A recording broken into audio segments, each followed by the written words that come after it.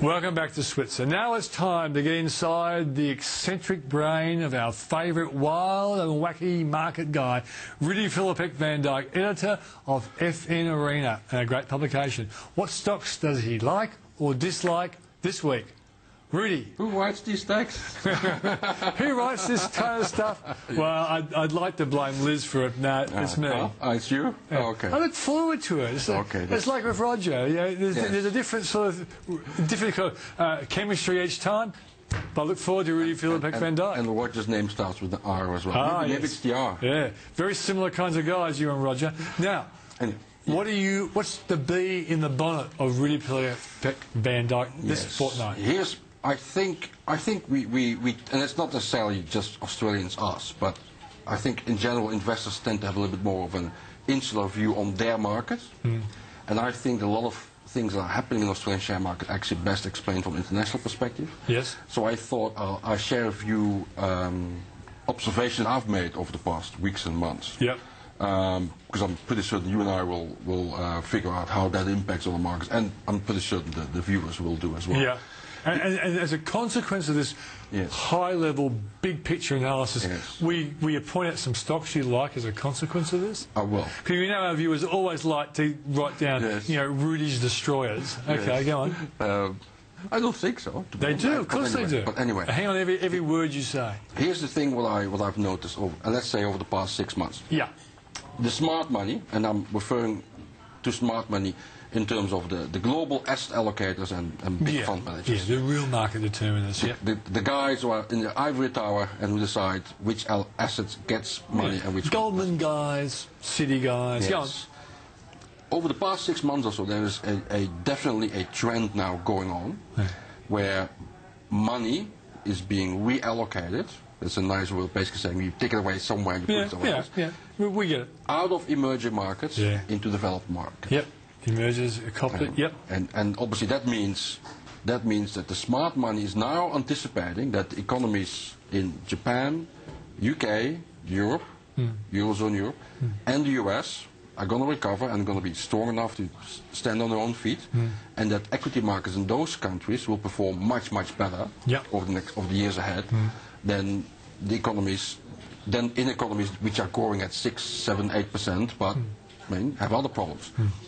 The consequence for Australia is, you and I would argue, we're sort of in the developed economy here as well. Yeah. From our perspective. Yeah. But that's not how the world sees it. We're not a diversified developed economy, are we? That's true. Yeah. That's true. But we don't have a lot of industrial stocks. Yeah. We don't have a lot of healthcare and all that sort of stuff. So the Asians computer stocks. The Asians would go like, well, Australia is sort of like a developed economy. We see income per head, we're a developed country. Yeah. But the world sees it. Yeah. Basically with the emerging markets. Yeah, commodity currency, commodity economy. And if you sometimes see what's happening now in the Australian share market, there's a lot of volatility, and sometimes a lot of that selling doesn't necessarily make sense at first glance. Like iron ore prices up today. Yeah, but that's another issue. Yeah. But I think it's fair to say that asset reallocation out of emerging markets is what is impacting us right now as well. Yeah. It's just basically someone in London who decides out. And then the whole thing gets sold, and it moves away to Europe or to. Now, investors can do a few things. One of the things which would be something like you would say is that because the foreigners are retreating, that means you're working my head out now. This is interesting. Go on. That means that investors locally now can, for instance, buy their favorite banks at cheaper prices than they otherwise would have had the opportunity. That's right. I mean, the other thing is, but that also is maybe. It also gives a little bit of hints about where investors maybe should put their focus. Because, for example, maybe you should now look for growth in the Australian share market with stocks that are actually exposed or leveraged to developed economies, not necessarily to the ones in Asia. Yeah. Well, I know with our clients, we're actually trying to look for the best fund managers who are great at small cap companies, sensitive to a lower dollar and lower interest rates. That's exactly what we're doing. Yes, but I think that the domestic economy, I think the dollar has the potential to become the critical issue and end all of hence QBE's most recent improvement. See, I disagree with you there. Yeah, but it's dollar related.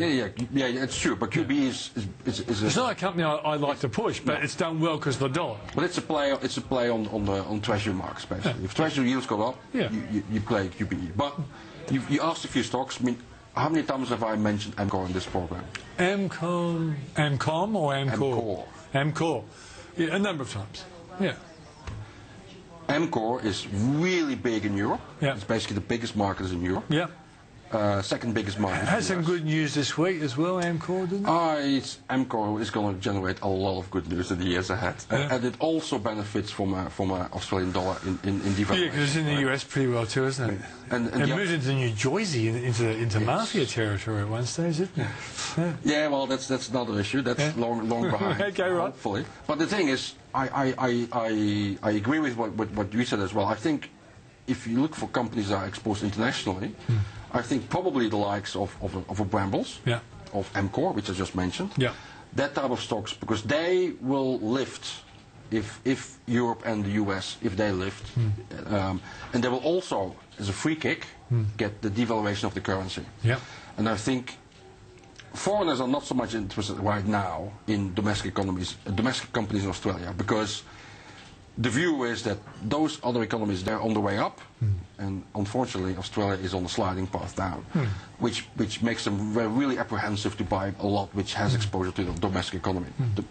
I think that investors here probably are best focusing on, as you just mentioned, the lower currency, and still cheap, or maybe even lower interest rates, and there are companies around that will benefit from both. Well, here's an interesting question for you, because a lot of Australians have got into ETFs, and playing the ASX 200 has been a really good play, because the banks and the miners are very important to it. Now, if the banks become less important and the miners still struggle for a while, what's going to happen to the ASX 200 index? Well, it can't go anywhere then, huh? That's a problem. The small ones will help, but it won't go very high, will it? No. And I think that's a struggle that the index in Australia will have. If it goes back to 5,200, which there's a chance, it will have to be from the banks, I think, because it doesn't appear at this point in time that there's going to be a lot of fireworks, apart from the occasional bounce off the bottom from the other side of the market, and then there's little else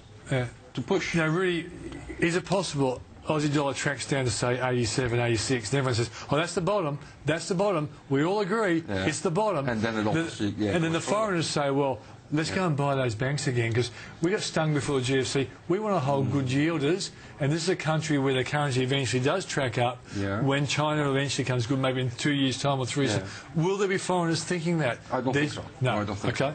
I think we should never underestimate that in the mindset of the typical equities investor. From overseas? No, typical, anywhere. In general. Is always, I want to buy low, I want to sell high.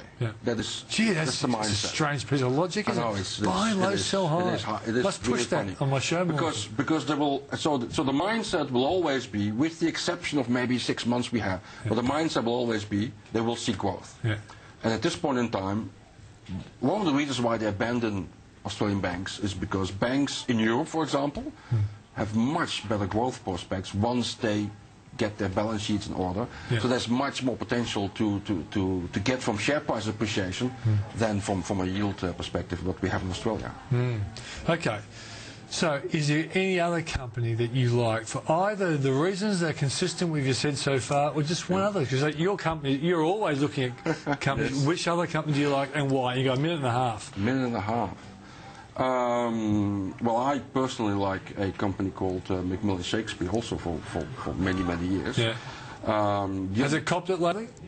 No, it's a PE of 20.5 now. So beautiful, man. But I do believe that investors can still find stocks that are maybe a little bit less expensive than that. Candidate would be a Silver Chef, would be one. You still like Silver Chef? Well, they're going through some weakness now because there's one customer that's playing up. But in general, yes. Another company would be Ainsworth Gaming. See, those companies, those industrials, are very domestically focused, Yeah. but I believe they have multiple years of growth in the wings, Yeah. and that means you can sometimes disregard All short-term right, mate. volatility. Fantastic. You realise you're starting to sound like Roger. They're two companies that Roger's been talking about. Mate, thanks for joining us on the program. Okay. See you in a fortnight's time. So that's Rudy Philippek Van Dyke. Thanks for joining us on the program. Remember, if you've got some time in August 16th, have a look at switzer.com.au/leadership. I'm having lunch, a leadership lunch with John Singleton, Mark Carnegie, and hopefully, possibly, our next treasurer, Joe Hockey. Check that out for a nice Friday lunch. I'm Peter Switzer. Thanks for joining us. See you next week.